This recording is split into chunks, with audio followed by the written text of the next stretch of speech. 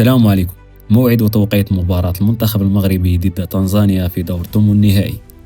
جاء تأهل تنزانيا بعد نهاية مباراتها أمام تونس بالتعادل، وهي النتيجة التي منحت منتخب تنزانيا بطاقة تأهل كأحد أفضل التوالد ليضرب موعدا رسميا مع أسود الأطلس في الدور الإقصائي.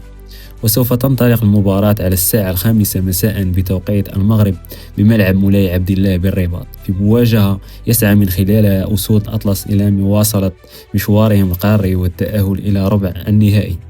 وتقام مباراة المغرب ضد تنزانيا في دور 16 من كأس إفريقيا يوم 4 يناير في تمام الساعة 5 مساء بتوقيت المغرب الجزائر وتونس، وفي تمام الساعة 6 مساء بتوقيت مصر والسودان، وفي تمام الساعة 7 مساء بتوقيت السعودية وقطر. نتمنى للمنتخب المغربي الفوز والعبور إلى الربع النهائي.